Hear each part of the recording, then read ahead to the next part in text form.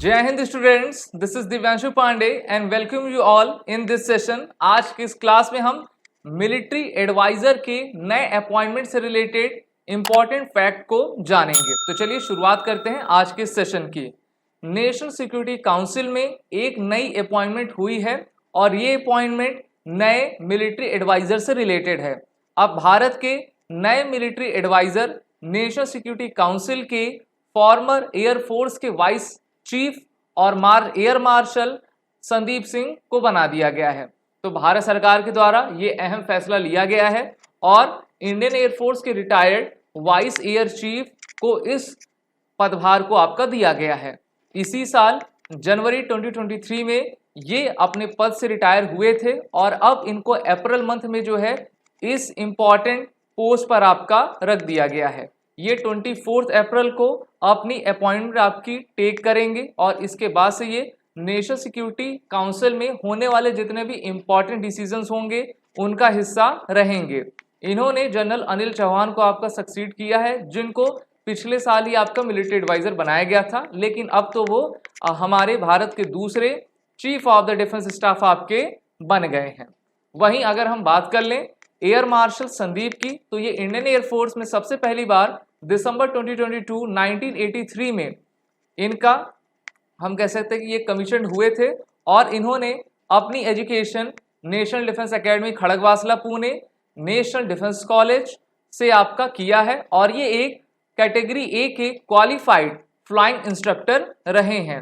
इसके साथ ही साथ इनके पास 49 आवर्स का एक लंबा ऑपरेशनल टेस्ट फ्लाइट एक्सपीरियंस है, जहां पर इन्होंने इंडियन एयरफोर्स के डिफरेंट एयरक्राफ्ट्स जैसे कि Su-30 MKI, MiG-29, MiG-21, किरण, AN-32, AVRO, जैगुआर और मिराज 1000 को इन्होंने फ्लाई आपका किया हुआ है।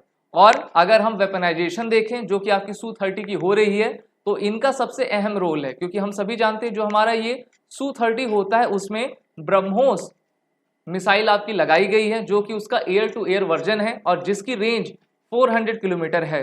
तो उसमें इस मिसाइल का इंडक्शन कैसे किया जा सके, हम अपने Su-30 को कैसे अपग्रेड कर पाएं, और जो आपकी वीजो एक नई पोस्ट आई हुई है, एक नई branch weapon system branch WSB, उसको भी इम्प्लीमेंट करने में इनका काफ़ी इंपॉर्टेंट रोल था। अब हम देखते हैं कि भारत की जो आपका सिक्योरिटी स्ट्रक्चर है वो किस तरीके से बनता है और आपको ये जान लेना सबसे ज़्यादा ज़रूरी है।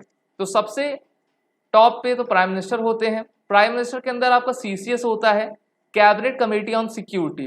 कैबिनेट कमेटी ऑन सिक्योरिटी में आपका होम अफेयर्स यानी कि ministry of home affairs, defence, finance और मिनिस्ट्री ऑफ एक्सटर्नल अफेयर्स, इनके सेक्रेटरीज तो रहते ही हैं और जितने भी स्पेशलाइज्ड ऑफिसर रहते हैं उनको भी रखा जाता है। इसके अलावा अब इनके अंडर में नेशनल सिक्योरिटी काउंसिल आपकी आती है। नेशनल सिक्योरिटी काउंसिल को आपका कौन हेड करता है? NSA करते हैं और NSA अभी कौन है? अजीत डोभाल हैं और ये डायरेक्ट किसको रिपोर्ट करेंगे? भारत के प्रधानमंत्री को आपका किया करते हैं। जो भारत के NSA होते हैं वही चेयरमैन स्ट्रेटेजिक पॉलिसी ग्रुप के भी होते हैं। तो यहाँ पर आपको जान लेना जरूरी है, क्योंकि अगर कहीं से भी कुछ क्वेश्चन पूछा जाए तो आप बता सको। और अगर हम नेशनल सिक्योरिटी काउंसिल में NSA के अलावा देखें तो इसमें नीति आयोग के वाइस चेयरमैन होते हैं। चेयरमैन तो नीति आयोग के प्रधानमंत्री होते हैं और वाइस चेयरमैन जो है आपका समय समय पर अपॉइंट किया जाता है। 2015 में नीति आयोग का आपका फॉर्मेशन किया गया था। और इसी तरीके से फिर अजीत डोभाल के अंडर में, यानी कि जो भारत के NSA होते हैं, राष्ट्रीय सुरक्षा सलाहकार, उनके अंडर में डिप्टी NSA जो कि अभी पंकज सिंह हैं, ओके, ये सब आपके आते हैं, जिसमें टेक्निकल ब्रांच होती है और फिर आपके मिलिट्री एडवाइजर आते हैं। अब मिलिट्री एडवाइजर आपके कौन हो चुके हैं? एयर मार्शल संदीप सिंह, और ये अपना पदभार 24 अप्रैल से आपका ले लेंगे।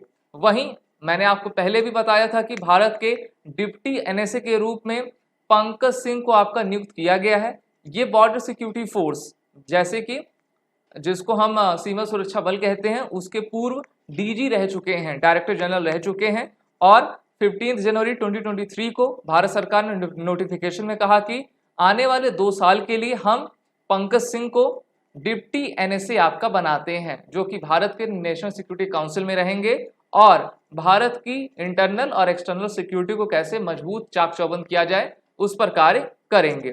बात करते हैं एनएससी की, जिसको हम नेशनल सिक्योरिटी काउंसिल कहते हैं। तो इसका गठन 19 नवंबर 1998 को former prime minister Atal Bihari Vajpayee के द्वारा किया गया था और उनके द्वारा पहला नेशनल सिक्योरिटी एडवाइजर ब्रिजेश मिश्र को आपका बनाया गया था। तो यहाँ पर इनको आप देख पा रहे हो, सबसे अनुभवी और सबसे बड़े भारत के एक ब्यूरोक्रेट थे, अब ये नहीं रहे हैं। और इसी के साथ अगर हम एनएससी में मेंबर्स की लिस्ट देखें तो इसमें आपके एनएसए आते हैं, सीडीएस आते हैं, डिप्टी एनएसए आते हैं, ministry of defence, external affairs, home affairs, ministry of finance, ये सभी के आपके ऑफिसर्स और मिनिस्टर्स तो रहते ही हैं। इसके अलावा वाइस चेयरमैन नीति आयोग के रहते हैं और नेशनल सिक्योरिटी काउंसिल में आपका joint intelligence committee, strategic policy group और नेशनल सिक्योरिटी एडवाइजरी बोर्ड होता है, जिसको एक प्रकार से एनएसए के द्वारा हेड किया जाता है और एनएसए प्राइम मिनिस्टर को आपका रिपोर्ट भेजा करते हैं। तो यहाँ से आज के सेशन में हमने देखा कि एक नई अपॉइंटमेंट मिलिट्री एडवाइजर की हुई है, जहां पर 24 अप्रैल को अब भारत के farmer air vice chief air marshal Sandeep Singh इस आपके अपॉइंटमेंट को टेक करेंगे और भारत की सुरक्षा व्यवस्था को और भी चाक चौबंद बनाएंगे। आप सभी defence aspirant SSB crack exam के इन सभी कोर्सेज में इनरोल होकर अपनी तैयारी बेहतर कर सकते हैं और वॉरियर 10 कोड का जरूर यूज करें, जिससे कि आपको 10% का फ्लैट डिस्काउंट हमारे सभी कोर्सेज में मिलता जाए। जय हिंद। अगर आप एक डिफेंस एस्पिरेंट हैं और SSB interview, NDA, CDS, AFCAT जैसे एग्जाम्स के लिए प्रिपेयर कर रहे हैं तो आप एसएसबी क्रैक एग्जाम्स के कोर्स को चेक करना ना भूलें। आप हमारी लर्निंग एप्लीकेशन को गूगल प्ले स्टोर से भी डाउनलोड कर सकते हैं।